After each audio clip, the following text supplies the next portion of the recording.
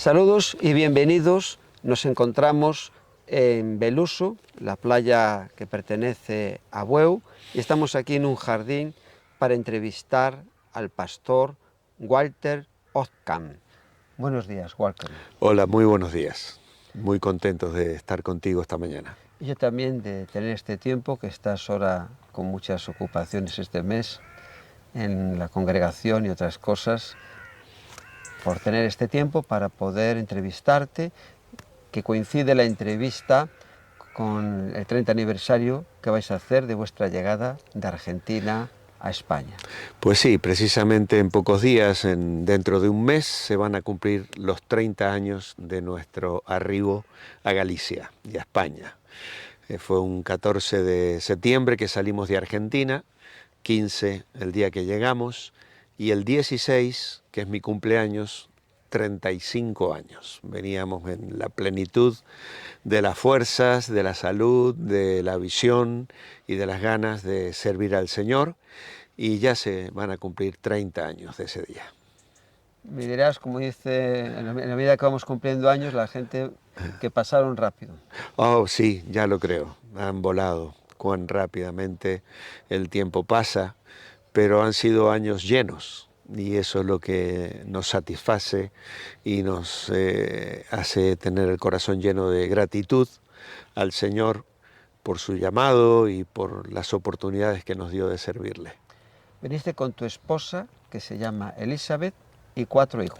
Sí, llegamos con 4 niños todavía, el mayor en ese momento tenía 12 años, Alan, luego Dani, que era la parejita mayor, y luego venían Pablo con 5 y Juan Marcos con 4 años.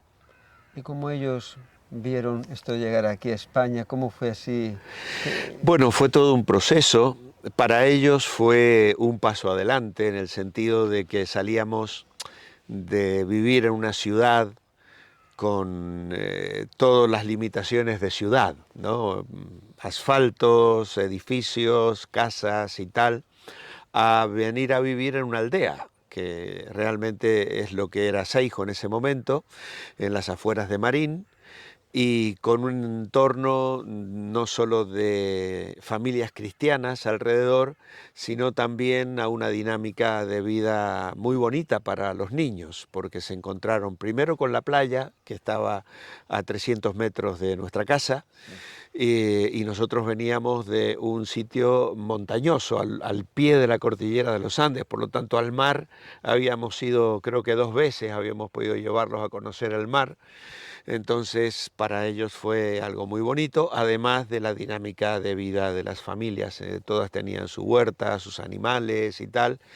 Y encontrarse también con un grupo de niños que les arropó, tanto en la iglesia como en el colegio, al que iban todos los niños que asistían a la iglesia, también iban a la misma escuela. Y eso fue para ellos muy positivo. Por lo tanto, para nuestros niños fue muy fácil porque se encontraron con una dinámica de vida muy bonita. Lo difícil, el desarraigo, lo sufrimos los mayores, ¿no? Fue para mi esposa y para mí, ya la cosa fue diferente.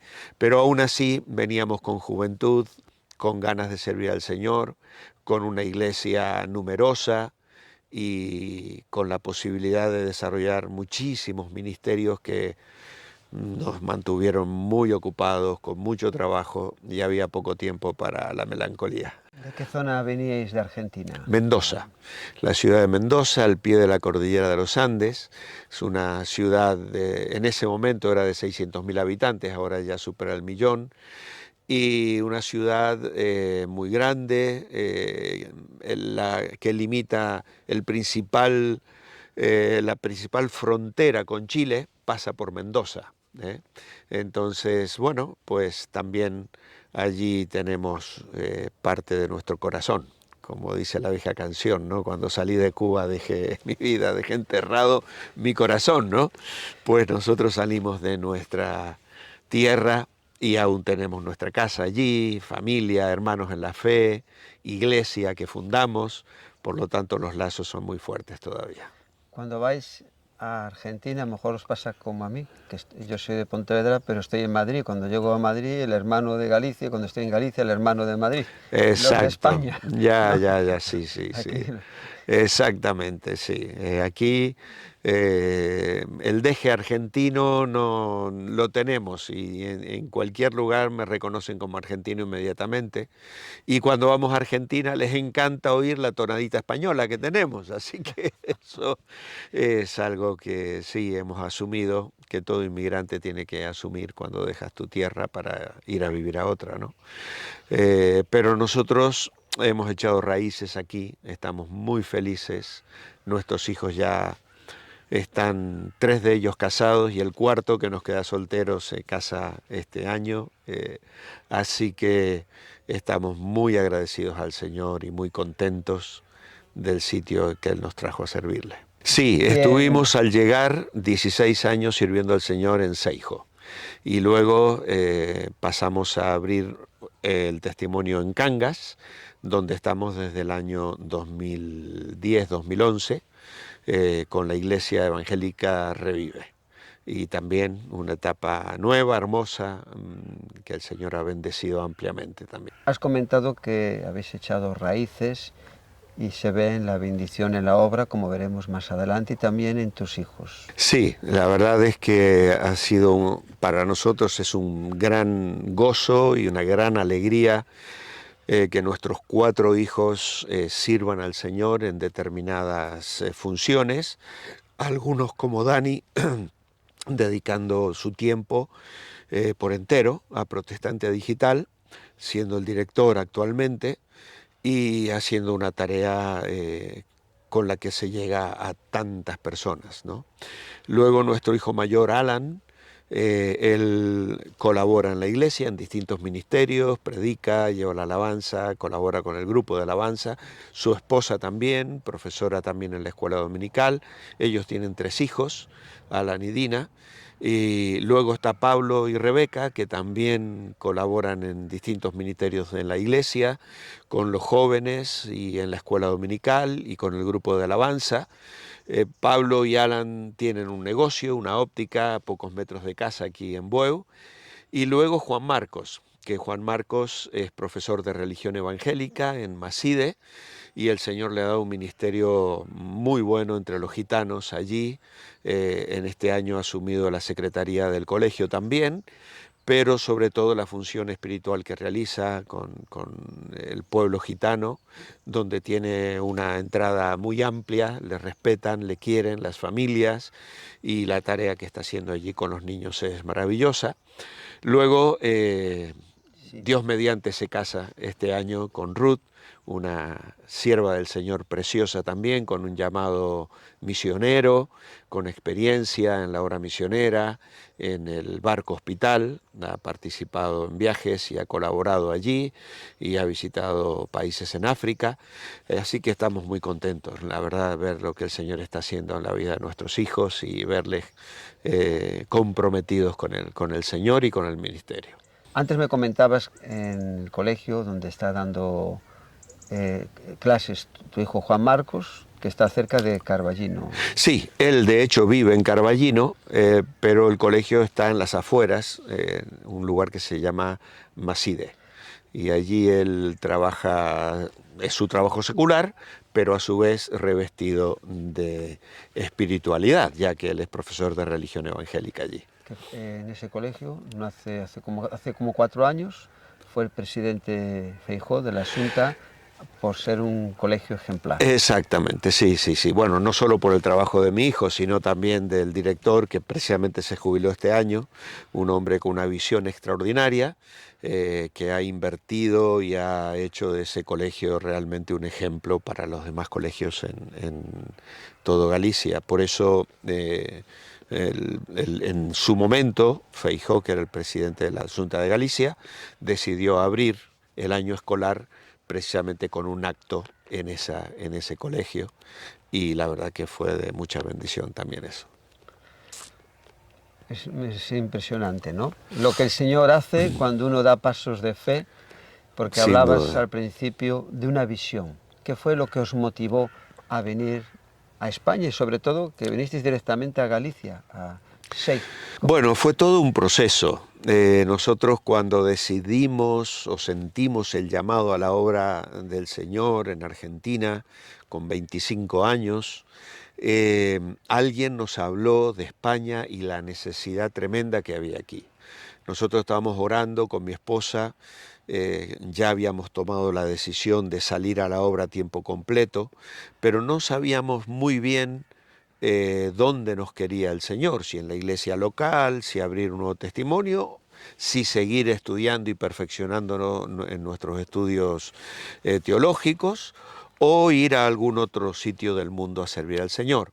Y justamente en esa época una persona nos entusiasmó con España, nos dijo, mirad, en España se necesitan misioneros, pastores, hay muchas iglesias que no tienen liderazgo y yo voy precisamente una persona que venía a Sevilla a servir al Señor. Y eso nos sembró nos clavó una espina, diríamos, ¿no? Como se suele decir, y estuvimos unos meses orando, preguntándole al Señor si Él estaba abriendo una puerta precisamente, pero esta persona nunca más nos contactó. Por lo tanto, ese entusiasmo se fue enfriando, se fue apagando, y el Señor nos guió a quedarnos en Mendoza, ¿no? Junto a mi padre. Mi padre había abierto 12 iglesias, había pastoreado una iglesia muy grande, con una visión misionera y evangelística también muy especial, y allí hacía falta muchísima mano de obra también, así que había una disposición de la iglesia a contenernos, ¿no? Y justamente el Señor nos lo mostró a través del Salmo 147, donde dice: Él da en tu territorio la paz, te hará saciar con lo mejor del trigo. Salmo 147, verso 14, fue el versículo que el Señor usó para mostrarme que mi lugar era quedarme en Mendoza. Y se nos abrieron allí 10 años de trabajo, de abrir un testimonio nuevo en el norte de la ciudad de Mendoza, que hoy es la Iglesia del Dios Viviente, y en calle Italia, allí en Mendoza. Y estuvimos pastoreando esa iglesia que rápidamente creció, se fortaleció. Invitamos a otro matrimonio amigo, íntimo también, que también estaban estudiando teología, vinieron y se radicaron otra vez en Mendoza para colaborar junto con nosotros. Y la obra creció también allí y la cosa marchaba muy bien, pero dentro de mi corazón seguía habiendo la inquietud, ¿no? De que yo me había quedado en Mendoza prácticamente junto a mi padre y en mi casa y tal, ¿no? Entonces tenía esa carga, ¿no? de ir, de salir. Y fue precisamente en esa época donde sentíamos esa inquietud interior que nos contactó el pastor Millos, Samuel Millos, Ahora Iglesia Unida Samuel, exactamente. Él venía a predicar a Buenos Aires y a mí me invitaban también, un joven predicador, especialmente para los jóvenes, y coincidimos en una casa donde yo me estaba hospedando, tomando la merienda, y le conté, le dije: Samuel, ¿sabes que hace unos años estuve orando por España? Y él inmediatamente echó el anzuelo: ¿quieres venirte a España? Ven a Galicia, yo te armo una gira por Galicia. Eso fue en el año 89. Y volvió a incentivar ese anhelo, ¿no? Luego carta va, carta viene, llamados telefónicos, tal, no se concretó ese viaje, pero en el año 91 Samuel volvió a Argentina y me llamó por teléfono. Y me dijo: mira, sigues pensando en España porque me gustaría que vinieras. Y nosotros estábamos en un momento de duelo, había fallecido mi suegra el mes anterior, y le dije: mira, Samuel, no, ahora no, estamos de duelo, no siento que sea momento para un cambio tan radical, así que quedó la cosa ahí.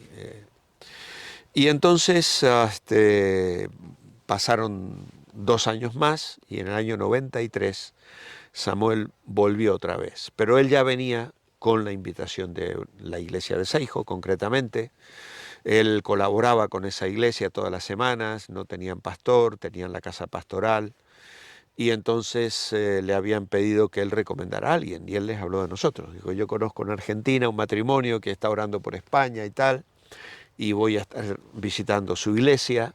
Entonces, cuando él llegó, nos habló y nos dijo, mira, hay tal iglesia con esta cantidad de miembros que tienen anhelo de que un pastor y yo les he hablado de vosotros porque es una iglesia ya con muchos años y sería bueno un pastor con experiencia, no alguien recién salido de un seminario, sino alguien que ya haya pastorado y tal.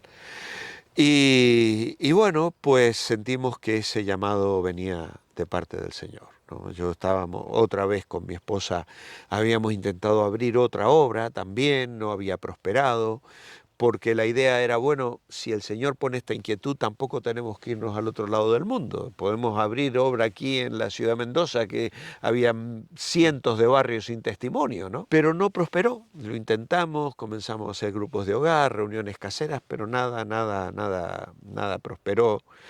Y bueno, pues esa noche estuvimos charlando hasta altas horas de la noche con mi esposa, y teníamos un gran sentimiento de indignidad, ¿no? Para mí esa era la cuestión, decía yo en mi corazón, Señor, hay una iglesia que lleva más de 30 años en España sin pastor y que hace ya muchos años han comenzado a orar, han construido una casa para un pastor, llevan 5 años buscando pastor y vamos a ser nosotros la respuesta a esa iglesia. Desde aquí, desde Mendoza, en este sitio, nos sentíamos realmente insignificantes, ¿no? Y a la mañana siguiente, el Señor en mi devocional me llevó a Jeremías. Yo tengo por costumbre hacer una lectura sistemática de la Biblia, Sí. y esa mañana me tocaba leer Jeremías 10:23. Conozco, oh Jehová, que el hombre no es señor de su camino, ni del hombre que camina es el ordenar sus pasos. Y en la Biblia que usaba en ese momento tenía una referencia que te llevaba al Evangelio de Juan, capítulo 3, donde dice, no puede el hombre recibir nada si no le fuere dado del cielo. Y esto fue para mí terminante. Yo, sin conocer todavía la iglesia de Seijo ni nada, fue a la mañana siguiente de recibir la información que nos dio Samuel, yo ya supe en mi corazón que Seijo era nuestro destino, que el Señor nos quería traer aquí. No tuve la menor duda. De hecho, todavía conservo la Biblia donde apunté en el margen Seijo y un signo de interrogante, pero no por dudar de si el Señor nos iba a traer, sino porque no sabía cómo se escribía Seijo. Realmente. Y bueno, pues eso fue en el mes de octubre del año 93. En enero, uno de los ancianos de la iglesia me llamó por teléfono y me dijo, Walter, ¿usted sigue orando por nosotros? Y yo dije, sí, claro. Y él me dijo, bueno, nosotros también, tenemos su foto, Samuel nos habló de usted y nos gustaría conocerle. Así que le invitamos a que venga, esté con nosotros sin ningún compromiso de su parte ni de la nuestra. Y así hice. En abril viajé, finales de marzo, mediados de marzo, tuve 40 días aquí y fue amor a primera vista con la iglesia, ¿no? Ver la juventud que había, que fueron todos los jóvenes que discipulamos, que amamos y que hoy son los matrimonios, que son el fundamento de la iglesia Revive, ¿no? Matrimonios jóvenes con hijos ya entrando en la juventud, otros en la adolescencia, otros más pequeños, parejas que se fueron formando a lo largo de los años y gente en la que hemos trabajado durante todos estos 30 años, ¿no?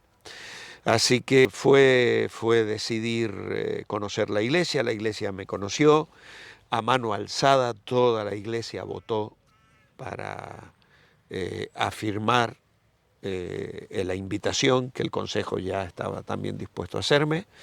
Así que regresé a Argentina para levantar la familia y venirnos. Eso fue mediados de abril, y tuvimos el tiempo que llevó a hacer los papeles y tal.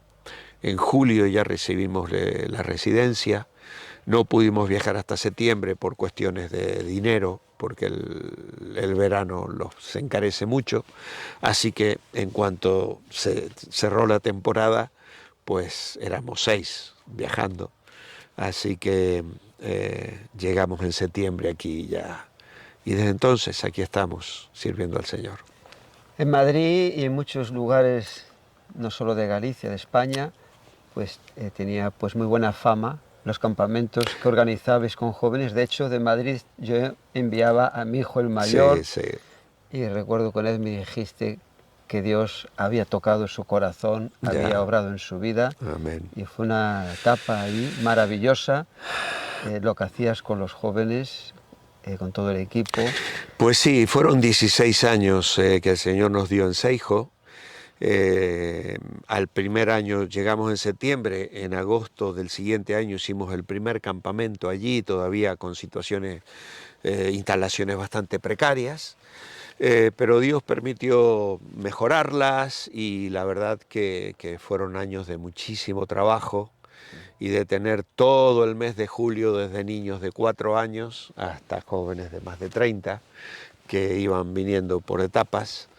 Y aún hoy seguimos recogiendo el fruto, ¿no? Porque Sí. viajamos a Barcelona o a Madrid o a Sevilla y nos encontramos con gente que nos dice: estuve en campamentos y fuisteis de mucha bendición. Y la verdad que es la maravilla de sembrar la palabra de Dios en corazones tiernos especialmente, ¿no? Entonces sí, fueron años muy bendecidos que recordamos con mucha gratitud. Has mencionado en varias ocasiones a tu padre, que es Sí. una persona con un gran reconocimiento y labor ministerial, evangelístico, enseñanza de la palabra de Dios en Argentina y en otras partes donde has sido Sí, invitado. sí. Aquí tenemos un libro que escribió tu padre, Lo asombroso del libro de Job, que tenía otro título al principio, ¿no? Sí, probado y aprobado. Fue el título que les sugirió mi hermana mayor cuando lo estaba escribiendo. Mi hermana ya partió con el Señor hace 11 años. Y pues este libro es fruto de lo que Job significó en la vida de mi padre. Él enviudó, quedó con mis 2 hermanos mayores, estaban sirviendo al Señor en Bariloche, aunque él tenía su propia empresa. No fue a tiempo completo, sino él tenía una empresa de electricidad. De hecho, le colocó a hoteles famosos en el día de hoy. Él hizo la instalación eléctrica allí en Bariloche. Pero estando allí y abriendo una iglesia, su esposa le detectaron un cáncer. Y entonces, bueno, fue todo un proceso que se detuvo cuando ella quedó embarazada de mi hermano Abel, que de hecho le sugirieron abortar, a lo que se negaron. El niño nació perfectamente bien, está eso recogido allí en el libro. Mi hermano hoy es pastor, también con 3 hijos, con 11 nietos y también con todo sirviendo al Señor y tal. Así que es una bendición, y él es un testimonio precisamente en contra del aborto, ¿no?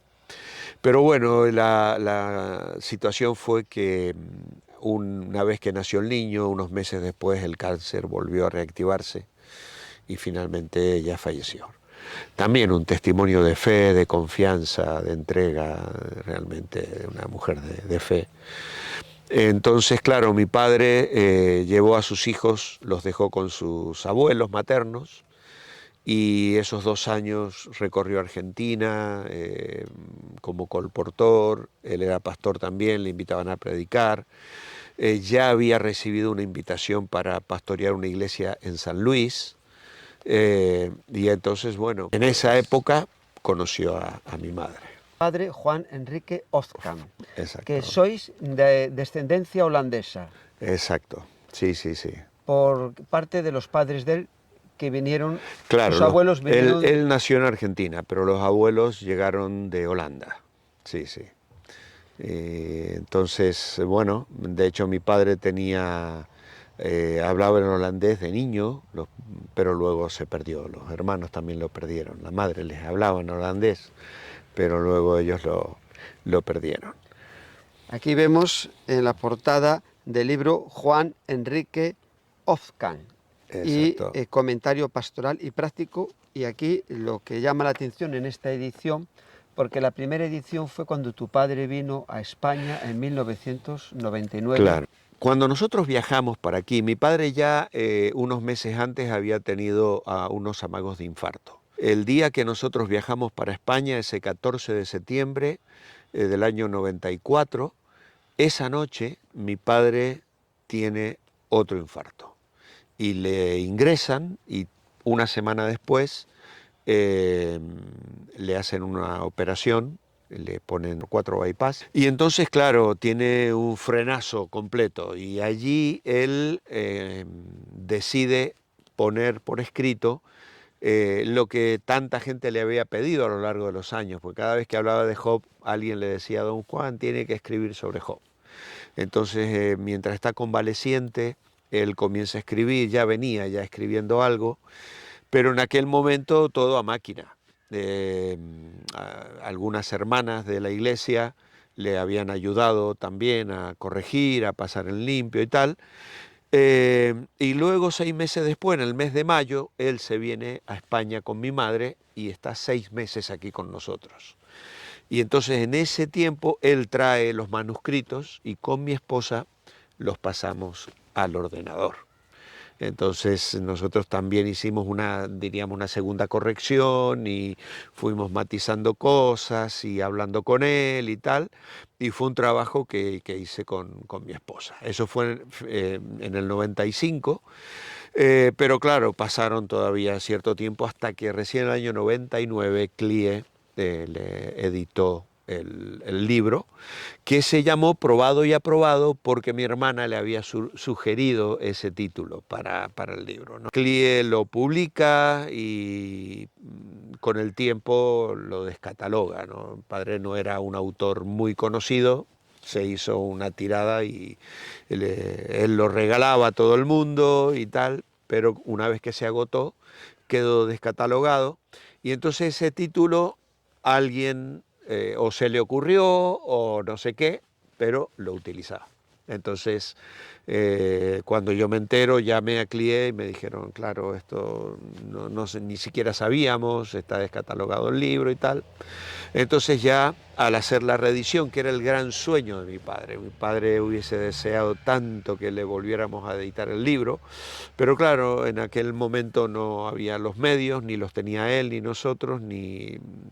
CLIE nos liberó completamente los derechos de autor, porque como ya se estaba descatalogado, así que bueno, el año pasado, el anteaño, estando en Toledo, predicando allí, fue el año pasado, en Semana Santa, pues la editora del pastor Manuel Sierra, Sara, me escuchó hablar a mí sobre mi padre y también que yo tenía intenciones de escribir un libro sobre mi madre, y entonces ella se acercó y me ofreció ayudarme a escribir.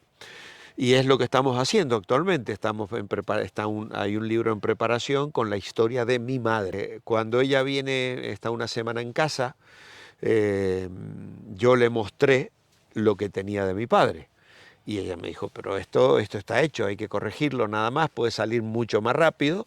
Y precisamente en septiembre ya vio la luz otra vez la segunda edición y le cambiamos el título porque Sarai, al llegar al final, hay un apartado donde mi padre cierra el libro con ese título, Lo asombroso del libro de Job. Y es precisamente el título que Sarai me sugirió para la reedición, que está mejorada, actualizada, corregida, mucho más legible, y es un libro que está recibiendo unas críticas extraordinarias. Es una bendición, como escribe tu padre. Aquí vemos también que antes has comentado al pastor Samuel Millos, Ya. que él aquí Le hace el prólogo. hace el prólogo. Sí, le pedí el prólogo porque Samuel usó ese libro mucho tiempo. Él me dijo, lo tuve sobre mi mesa de noche por mucho tiempo. Y cuando le pedí, le dije, tendrás que buscar, no sé exactamente el sitio donde lo tengo ubicado y me encantará hacerle el prólogo a la segunda edición. Vemos unas fotos con tu padre y continuamos. Sí, por supuesto.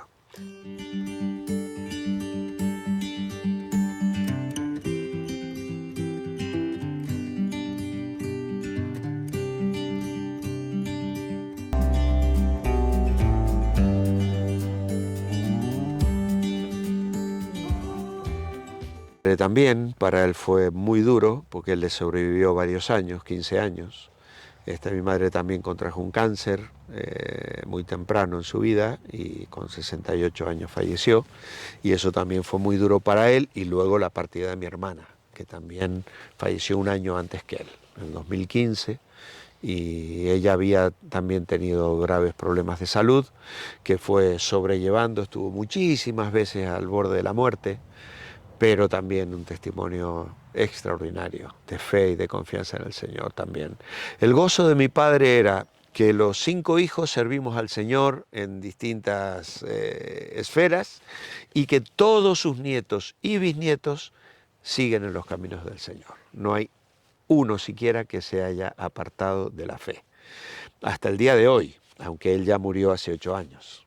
Sí, aquí en la página 23, lo voy a buscar, esta foto me encanta porque veo a tu padre como el patriarca Jacob rodeado de los hijos, se le ve muy feliz. Sí, Ahora, sí. mientras hablamos, va a salir la foto Vale. y la verdad que está siendo de mucha bendición este libro. Aquí se le ve muy contento. Claro. ¿Está como en un sofá o es cama? Sí, es la cama Es la en la cama. que falleció 15 días después de esa foto, porque yo acababa de llegar precisamente porque mis hermanos me dijeron ven porque le queda ya muy poco. Y aquí pone, mi padre tuvo 5 hijos, 17 nietos y llegó a conocer a 18 de sus 21 nietos.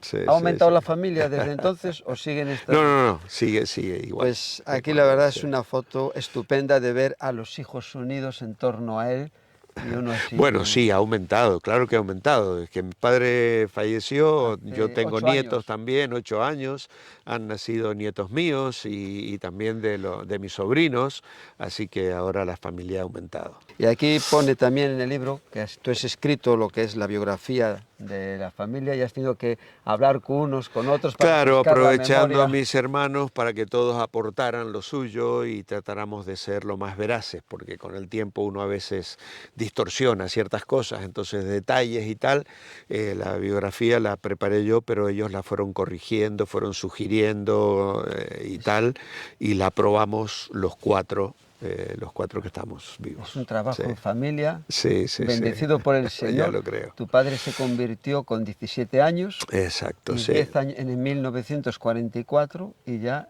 en el 54 estaba sirviendo al Sí, Señor señor. con 27 y tú con 25. Sí. Tú naciste en un hogar cristiano con unos padres comprometidos al 100%, visitando ciudades, llevando la palabra. ¿Y cómo fue ese tiempo en tu vida y tu decisión para recibir al Señor? Porque aunque nazcas o nazcamos en un hogar cristiano, tenemos que tomar una decisión. Claro.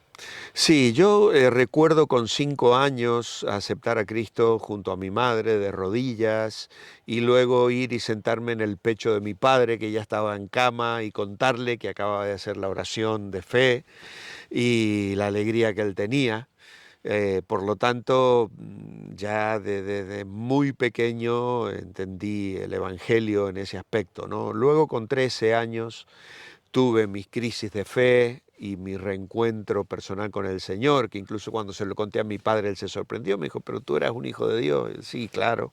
Hoy, con el paso de los años, uno entiende las experiencias espirituales, ¿no? Cuando eres más consciente de tu pecaminosidad, ¿no? Que un niño de 5 años. Entonces, tuve esa experiencia de volver a reencontrarme, de reconocer que necesitaba un Salvador, ¿no? Y eso me afirmó en la fe y me llevó a los caminos del Señor muy temprano, ya adolescente, plenamente involucrado, con 14 años ya lideraba entre los chicos de la iglesia, y campamentos y demás, aprendí a tocar la guitarra con otro joven de la iglesia que me enseñó y bueno, al año siguiente me puse de novio ya con Eli y todo eso me llevó a estar siempre comprometido con el Señor. No tuve la experiencia del hijo pródigo, no hubo etapas en mi vida de alejarme del Señor por su gracia y misericordia, ¿no? Entonces, con 21 años nos casamos y con mi esposa ya veníamos sirviendo al Señor en el ámbito de la iglesia, de los niños y de todas las oportunidades que teníamos, ¿no? Que además, como mi padre había abierto varios testimonios en la ciudad de Mendoza, pues él nos enviaba. Entonces me dejaba el coche y yo me iba con el coche cargado de jóvenes, generalmente al campo, a donde había viñedos y todo eso, a recorrer, a hacer visitas, llevar el mensaje, recoger a la gente y traerla al sitio donde hacíamos reuniones caseras. Y eso fue mi escuela, ahí aprendí a predicar, a hablar, a pastorear incluso. Ya con 18, 19 años ya hacíamos ese trabajo, ¿no? De tu padre, cerca de él, ¿qué recuerdas? Viéndole servir al Señor, compartiendo, ¿qué cosas hay? Algunas cosas que te hayan quedado en la mente que forman también parte de tu ministerio, Sí. que te hayan marcado. Y, bueno, y de tu madre también. También, sí. De los dos, así. Ambos. Bueno, mi padre fue un hombre de trabajo. Siempre tenía sus manos callosas de trabajar. Yo recuerdo, yo ya estaba en el ministerio, llegar a la iglesia, atrás de la iglesia había un terreno y su visión era levantar una escuela. Y yo me lo encontraba a él solo, cavando los cimientos. Solo, no había nadie. Llegar allí y verle, papi, ¿qué estás haciendo? Y estaba solo con la pala cavando cimientos para la escuela, que luego mi hermana dirigió hasta el año pasado que se jubiló, un colegio que hoy tiene 350 alumnos, los niños entran al jardín y salen para entrar a la universidad, y la mayoría sale habiendo conocido al Señor, una escuela cristiana con un prestigio extraordinario en la ciudad de Mendoza, ¿no? Pues ese fue mi padre, esa visión tuvo, un hombre de trabajo, de hacer lo que fuera por la obra y por las personas, ¿no? Un hombre de amar a las personas. Y junto con mi madre, pues era una labor que hicieron hasta el día en que el Señor se los llevó. De hecho, cuando visitábamos desde España, me acuerdo algunas ocasiones estar con ellos y ver que no paraban, que estaba todo el tiempo llamando por teléfono, preguntando, hablando con alguien, queriendo saber qué sucedió, cómo estaba de esta enfermedad. Era una carga permanente por la obra pastoral, ¿no? Entonces han dejado una impronta grabada en nuestros corazones con un ejemplo de pastor, que espero intentar, aunque no siento que haya llegado ni a la suela de sus zapatos, ¿no? Porque uno siempre indigno, pero ese compromiso a todo lo que venga, ¿no? Servir al Señor, si hay que barrer, si hay que mover un banco, si hay que pintar, si hay que visitar, si hay que predicar, si hay que visitar hospitales, a lo que el Señor nos llame, ¿no? Ahí estamos. Y fue la escuela de ellos. Y sobre el libro que estás escribiendo sobre tu madre, algunas cosas que nos puedas destacar. Bueno, la historia es maravillosa en ese sentido, espectacular, porque la primera esposa de mi padre había sido celadora, monitora en un orfanato en Quilmes. Lidia. Lidia. Sí. Entonces, mi madre había visitado ese orfanato, había ido a campamentos de ese orfanato en el IMN, en Buenos Aires, y ella sintió el llamado del Señor a ir a ese orfanato. Ya Lidia no estaba, pero Lidia había conocido a mi madre. Mi madre va a trabajar en el orfanato en el año 54, ¿Tu madre se llama? Angélica. Angélica Damaris. Entonces mi madre está en el orfanato del año 54 al año 57. Cuando Lidia muere, antes de morir, Lidia le dice a mi padre, tienes que buscar una mujer que cuide a estos niños, tienes que reorganizar, rehacer tu hogar, porque ella ya sabía que se iba, ¿no? Y le habla de mi madre, aunque mi padre no la conocía. Entonces, pasado un tiempo, mi padre va al hogar a visitarlo y comienza a frecuentar el hogar. Tenía sus hijos allí en Buenos Aires, en Quilmes. Entonces él va frecuentemente al hogar y conoce a mi madre. Y bueno, se enamoran. Y mi madre sale del orfanato ya con mi hermana mayor, con Susi, que no estaba en el orfanato, estaba con los abuelos, pero ella ya se la lleva de Anfunes, de donde ella había salido, con 19 años. Y bueno, mi madre, después de fallecer ella, en el año 2003, 2002, unos 6, 7 años después que ella murió, mis hermanos encuentran, limpiando cosas y tirando papeles, un cuaderno donde mi madre registró muchas fechas especiales de su vida, dejó por escrito su llamado al orfanato, las experiencias que vivió en el orfanato y cuando decide salir del orfanato para casarse con mi padre. En ese cuaderno aparece la lista de los niños que había en el orfanato por los que ella oraba. Y entre esos nombres aparece el nombre de una niña que posteriormente, con 18 años, sale del orfanato, se casa, funda un hogar y que hoy es una hermosa sierva de Dios que se llama Hele Telk y que tiene un ministerio internacional porque ella escribe un libro que se llama Divina Adopción y donde ella cuenta su experiencia en el orfanato y habla de mi madre. Entonces, al describir a mi madre como la mejor celadora que ella tuvo, viaja a Houston a contar su testimonio y una tía de mi esposa le compra el libro y al leer que estaba descrita mi madre, habla con Hele y le dice, mi sobrina está casado con un hijo de Angélica y son pastores en España.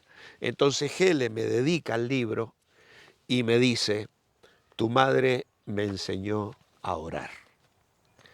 Era una hermosa sierva de Dios. Y claro, luego de unos 5 o 6 años de leer el libro yo y tal, logro contactar con Hele y Hele ha venido a España y es hermoso porque el nombre de Hele está en esa lista de mi madre. El día que mi madre sale, el director del orfanato le regala ese libro tan famoso, el libro de cheques del Banco de la Fe de Spurgeon, que es uno de los primeros devocionales anuales que miles de personas al día de hoy siguen leyendo. Y la dedicatoria del director está luego la firma de todos los niños y entre ellos la firma de Hele Telk también, ¿no?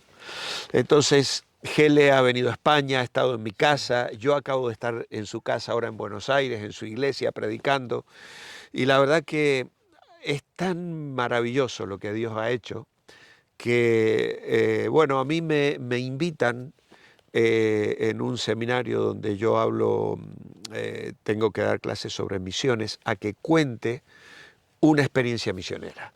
Y justo yo había descubierto esta historia y se me ocurre montar un PowerPoint con una charla de 1 hora donde cuento la historia de mi madre.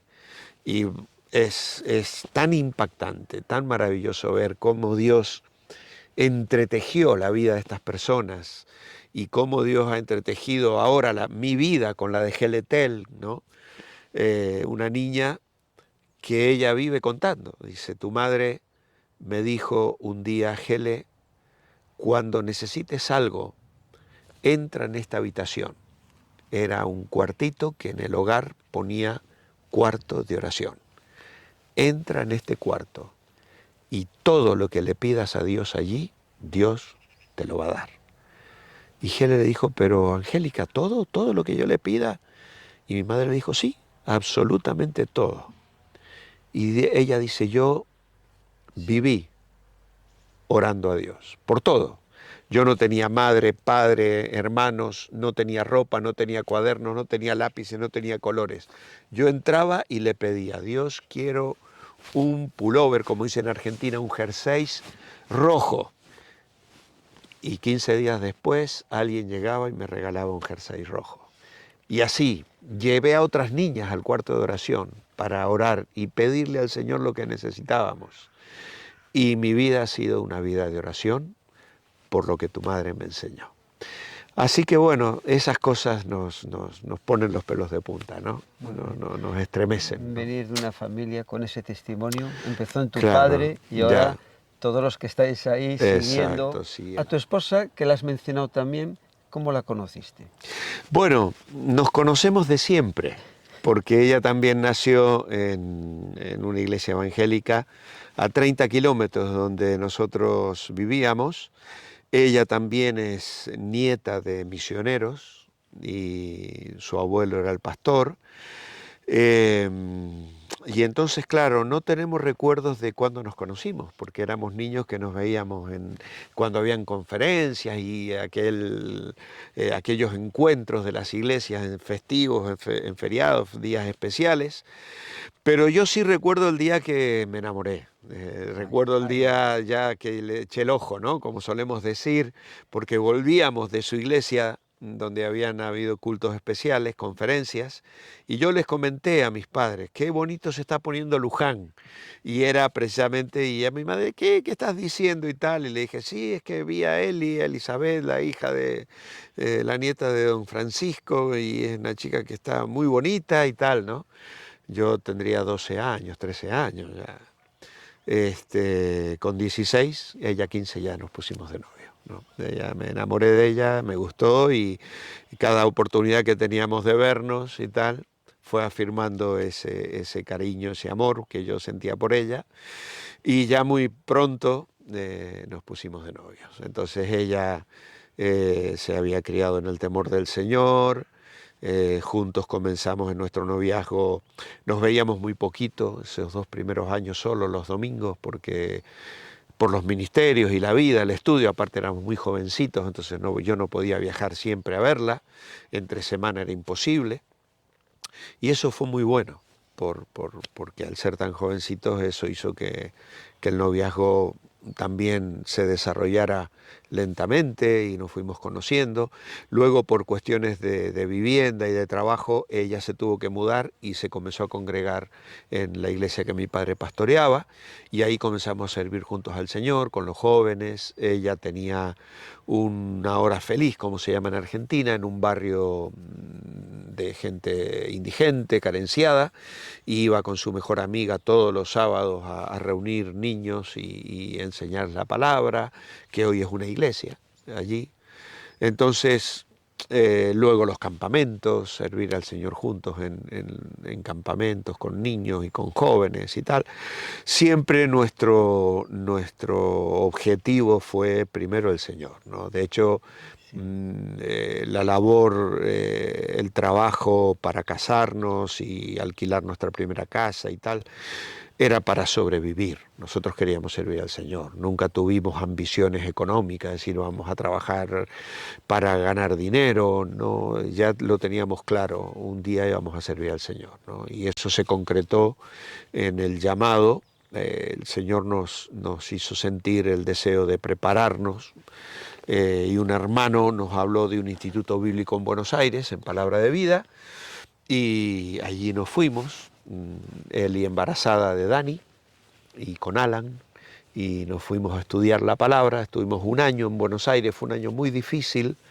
La situación del Instituto Bíblico, al ser los primeros matrimonios en ir y tal, fue muy complicado. Realmente fue un año duro, pero espiritualmente maravilloso.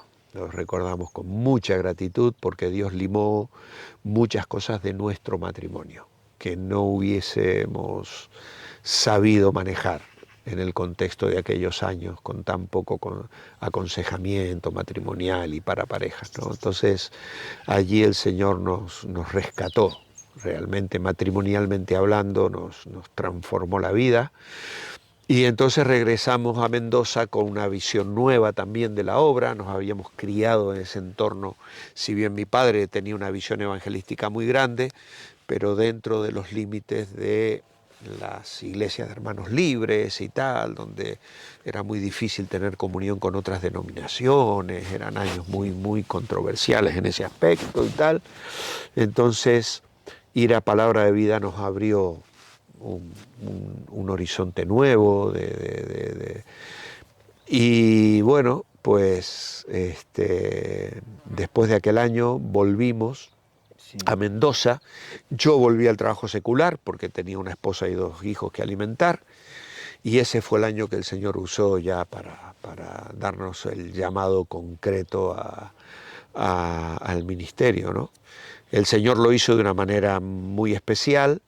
Habíamos organizado una conferencia misionera en el mes de agosto, pero yo fui a la conferencia con el corazón cerrado, ¿no? Yo sé el tema de lo que va aquí, lo que yo estaba en ese momento buscando era, quiero un trabajo que me permita sostenerme económicamente y dedicar la mitad del día a servir al Señor. Señor, yo quería entrar en un banco o en alguna empresa que me permitiera trabajar de las 6 de la mañana a las 2 de la tarde y luego servir al Señor, ¿no? Pero no se abrieron las puertas, no se abrieron. Estuvimos tocando y no hubo manera. Y a la semana siguiente de la conferencia se hizo una reunión post-conferencia y se cantó el himno lema, que era: oíd, oíd lo que nos manda el Salvador, marchad, marchad y proclamad mi amor. Y Alan, que tenía 3 años, mi hijo mayor, tenía una facilidad para memorizar canciones, y mientras cantábamos el que había sido el coro lema de las conferencias, yo lo tenía en brazos y él cantaba también muy fuerte. Entonces cuando terminó y nos sentamos, yo me senté a Alan en mi colo, y el que dirigía dijo: le vamos a pedir a Alan que nos cante de nuevo la primera estrofa y el coro. Y el niño de 3 años cantando, sentado aquí: oíd, oíd lo que nos manda el Salvador, marchad, marchad y proclamad mi amor, ¿no? Y eso nos rompió el corazón a él y a mí, que habíamos ido a la conferencia con el corazón cerrado. Fue lo que el Señor usó para... Luego vinieron dudas, ¿no? Sí. Señor, ¿cómo voy a sostener la familia? Que era la gran duda. Yo había pasado mi juventud y adolescencia con ciertas limitaciones, ¿no? Porque en aquella época mis padres no nos podían dar muchas cosas, los pastores en aquellos años vivían muy justos, y yo pensar en que mis hijos tuvieran que vivir de la misma manera me frenaba mucho. Sin embargo, uno de los meses que yo trabajaba, tenía mi sueldo, los fines de semana me invitaron de una iglesia, me invitaron de otra, me invitaron a predicar en otra, y las ofrendas que recibí ese mes fueron mayores que el sueldo que yo cobraba. Y para mí fue como si el Señor me dijera: ves, Walter, yo puedo darte más de lo que tú estás ganando, ¿no? Pero eso no fue todo. Un día me fui, pedí salir 2 horas antes porque tenía mal una muela, me fui al dentista y me senté en la sala de espera y llevaba la Biblia conmigo, había comenzado de nuevo la lectura y estaba acabando Génesis. Y sentado en aquella sala, abriendo la lectura de ese día, mientras esperaba en la sala del dentista, llegué a Génesis 50, donde José le dice a sus hermanos en el verso 21: ahora pues, no tengáis miedo, yo sustentaré a vosotros y a vuestros hijos. Así los consoló y les habló al corazón. Y ese texto saltó. Fue como si el Señor me dijera: Walter, yo me hago cargo. Así que llegué a casa y le dije a él, mira lo que he leído hoy, y ese texto ha cobrado vida para mí. Yo ya lo sabía, cuántas veces habría leído Génesis 50, ¿no? Pero el Espíritu de Dios trajo ese texto que me sirve y me ha servido hasta hoy, ¿no? A lo largo de todos los años. No hemos venido a España ni salimos a la obra misionera para ganar dinero. Vivimos hoy de alquiler, pero el Señor nos sostiene, vivimos bien, nuestros hijos fueron todos a la universidad, hoy tienen sus trabajos, su ministerio y sus medios de vida, y vemos que el Señor sigue cumpliendo su promesa con fidelidad.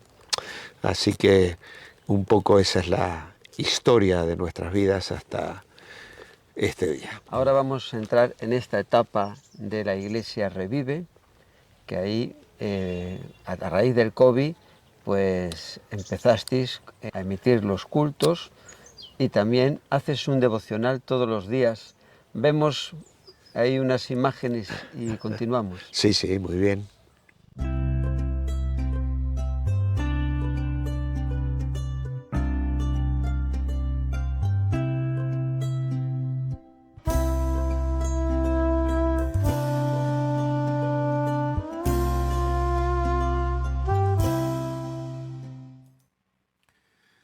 Muy buenos días. Estamos a jueves 4 de julio y nuestra lectura hoy está en Eclesiastés capítulo 7 al capítulo 9, en el Salmo 46 y en 2 Timoteo capítulo 3. Meditaremos en 2 Timoteo capítulo 3, versículos 14 al 17. Así que la palabra de Dios es útil para instruir, para corregir, para redarguir. ¿Y qué más tenemos? Útil, en cuarto lugar, para instruir en justicia.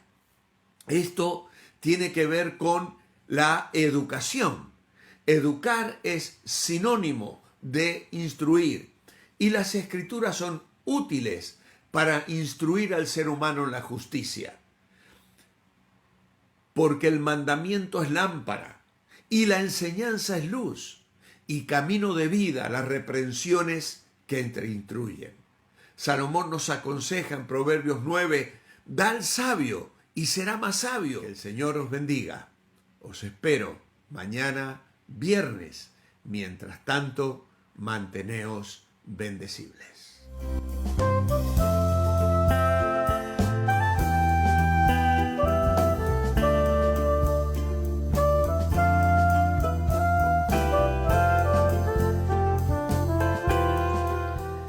Estás como pez en el agua y llevas ya 1000, no sé, ¿cuántos llevas? Sí, estamos por llegar a los 1100. 100. Sí, sí, por llegar a los 1100 En tu devocionales. despacho que Sí, tienes sí. ahí, los grabas, y eso surgió todo a raíz del COVID. Sí, sí, ese primer confinamiento, diríamos, en el año 2020, me llevó a pensar y orar al Señor, un poco también por tener limitado el ministerio, a decir, bueno, quiero aprovechar el tiempo, ¿no? Y comencé a hacer una serie cortas de 5 días, de 10 días, pero luego dije, ¿por qué no hacerlo diario? Y entonces, luego de unos meses de hacer cosas alternativas y ver que la gente lo agradecía, pues tomé la decisión de comprometerme a hacerlo de lunes a viernes y hasta el día de hoy. Entonces son más de 1000 y muy bendecidos. Esto va creciendo, sigue constantemente creciendo. Durante mucho tiempo eran 300 visualizaciones, después 500, después 800, luego 1000, ahora estamos 1100, 1200 todos los días. Gente que... Y uno siente que está llegando a tantas personas, muchas escriben, otras no, pero sentir que Dios nos está permitiendo comunicar su palabra, que es lo que pretendo, ¿no? Más que devocional, es un breve estudio bíblico, ¿no? Yo soy consciente que a veces los devocionales debieran ser más suaves, ¿no? Pero lo llamamos devocional en el comienzo y así lo hemos dejado, pero con la intención siempre de de enseñar, de compartir palabra y dar conocimiento, que la gente lo agradece. Yo siento que la gente me agradece muchísimo porque precisamente encuentran eso que nutre sus vidas con alimento espiritual. Este domingo, estando en el culto de Revive, la iglesia que pastoreas, está casi llena, ya estáis pensando en buscar un sitio nuevo, hay muchos jóvenes, vemos unas imágenes ahí en la alabanza y seguimos comentando. ¿Cómo no?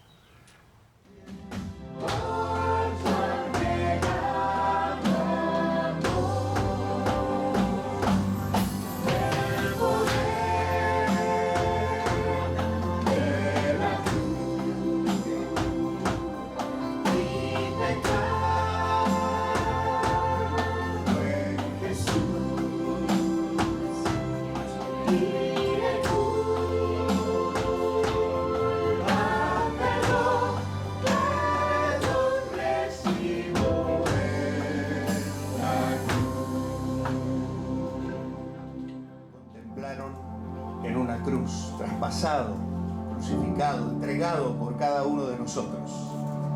Pero ya no le vemos así, le recordamos así, y es lo que haremos en unos instantes esta mañana. Pero nuestros ojos se levantan porque sabemos que Él está en el trono. Él es el Rey. Y la lectura de Isaías 52, 13 que nos trae Miriam nos recuerda esta maravillosa. La iglesia está creciendo, gracias al Señor. Tenemos más de 170 asistentes en este momento en nuestra lista, más de 40 niños, un buen grupo de adolescentes y jóvenes, y nos damos cuenta que cuando tenemos una buena asistencia, casi que no entramos. Ahora te voy a hacer unas preguntas, ya estamos terminando la entrevista. A una persona que venga a Galicia, hace poco, en una reunión de pastores en Madrid, un pastor Dios le había mostrado de venir al norte, pero no sabía si Galicia, Cantabria. ¿Tú qué le dirías a una persona que venga a Galicia a pastorear? ¿Qué cosas hay que tener en cuenta en base a tu experiencia? Bueno, hay una gran necesidad, hay muchos pueblos sin testimonio, por lo tanto, venir y asentarse en uno de ellos para comenzar la obra es necesaria, realmente. Hay un clamor en ese sentido de más puntos de testimonio. Yo les recomendaría que no lo haga en soledad, porque se hace muy difícil, no es fácil, que no venga pensando que en poco tiempo va a tener 100 personas. La obra aquí es muy complicada, la gente está muy comprometida con su familia, a pesar de que hay mayormente agnósticos, es decir, no sé si hay algo, no creo ni me importa, ¿no? La gente es muy religiosa por las cuestiones tradicionales y te vas a encontrar con esa muralla, diríamos, ¿no? Entonces hay muy poco interés espiritual. La gente, hoy las que estamos ganando nosotros para Cristo son fruto de la amistad, pero esa amistad se consigue con años de compañerismo, de invitar a tu casa, de que los niños se conecten con sus amiguitos del colegio, en el fútbol y tal, y aún así, cuando te conocen y todo, todavía cuesta mucho verles venir a la fe. Vemos que la gente está más dispuesta a ir a un hogar que a la iglesia, y tenemos algunos grupos de hogar que están teniendo gente no creyente, pero les cuesta mucho traerlos a la iglesia. Vienen a casa, una barbacoa, un grupo de hogar, escuchan la palabra, escuchan cantar, escuchan el testimonio, les encanta, pero lleva mucho tiempo convencerles de que se integren en una asistencia continua, como la entendemos nosotros al ser parte de la familia de Dios. Así que se puede, hay que hacerlo, que vengan, pero que no vengan en soledad, que vengan con cobertura espiritual, que vengan relacionándose con otras iglesias de la zona y buscando apoyo porque es lo que se necesita para prosperar en la obra aquí. En diferentes momentos hemos estado hablando sobre los jóvenes. Hoy en día no es lo mismo un joven que hace 20 años. Vemos, ¿no?, que, como dice en la palabra de Dios, ¿no?, que el pueblo sin profecía pues está desenfrenado. Exacto. Y a los padres que nos ven, cristianos que tienen familia, así que varias cosas le puedes decir con sus hijos en esa edad tan difícil de la adolescencia. En tu experiencia... Tenemos que trabajar para que nuestros hijos se entusiasmen con Jesús en el hogar. No podemos darles un doble mensaje. Los hijos se desilusionan de la fe y del Evangelio si ven un doble mensaje, que los padres fingen una cosa en la iglesia y son otra luego en casa.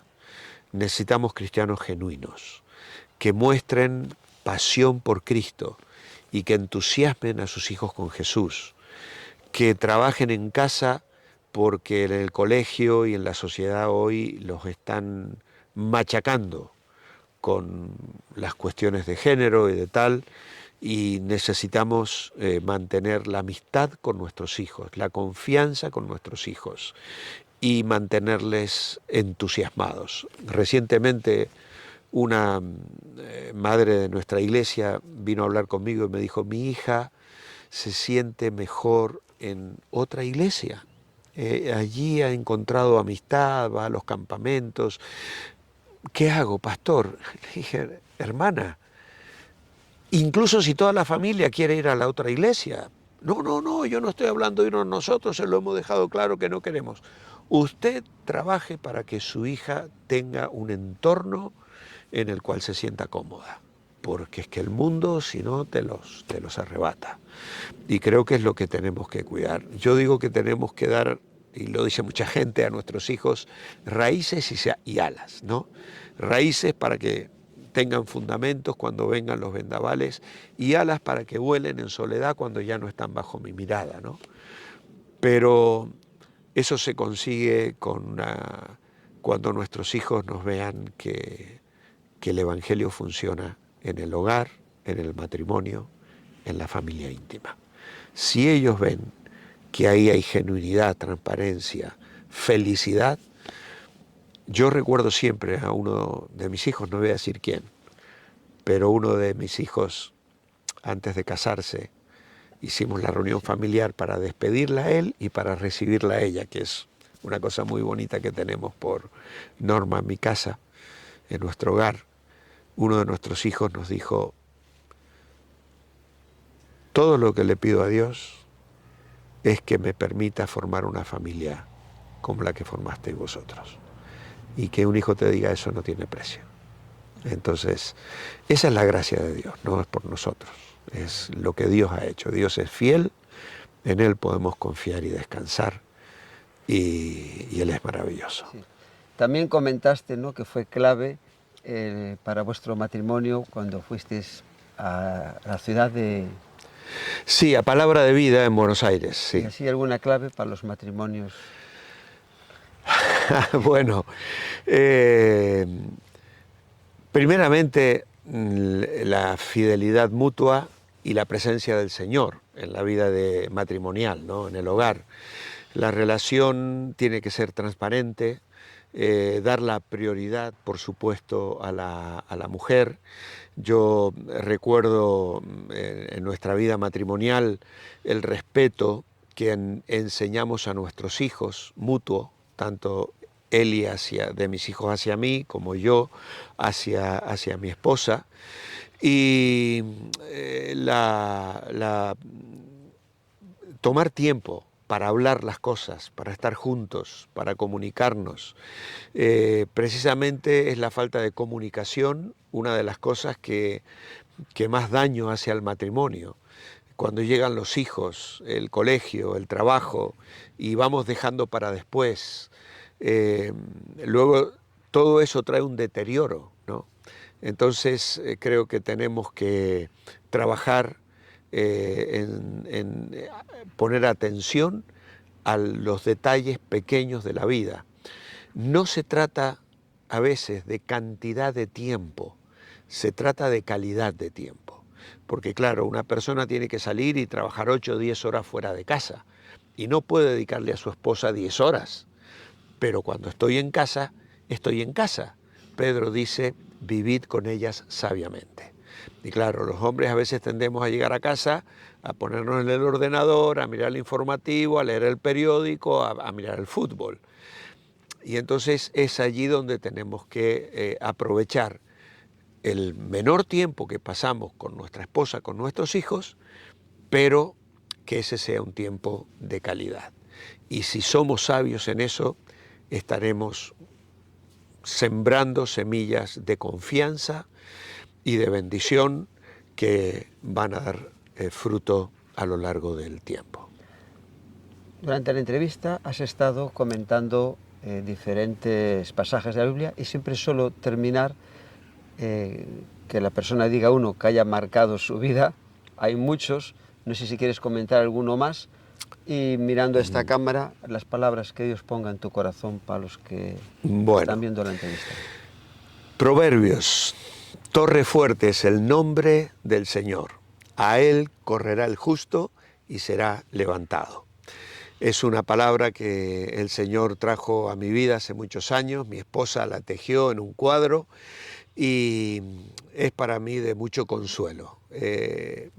Ir hacia el Señor, tener en mi corazón esa entrega, esa actitud permanente. Señor, estás en mi vida. Yo, por lo general, no dedico largas horas a la oración, pero tengo una actitud orante. Y creo que eso es clave en la vida. A veces centrarnos y decir, tengo que pasar 2 horas en oración, es muy difícil hacerlo. Conozco muy pocas personas y hay muchas que lo hacen, gloria a Dios, pero encuentro difícil poder centrar mi mente durante 2 horas en oración, pero tengo una actitud orante. Entonces, corro al nombre del Señor, porque Él es mi torre fuerte. Y precisamente cuando vienen los momentos de debilidad, encuentro que el Señor me levanta y me restaura. Él es un Dios fiel, vale la pena confiar en Él.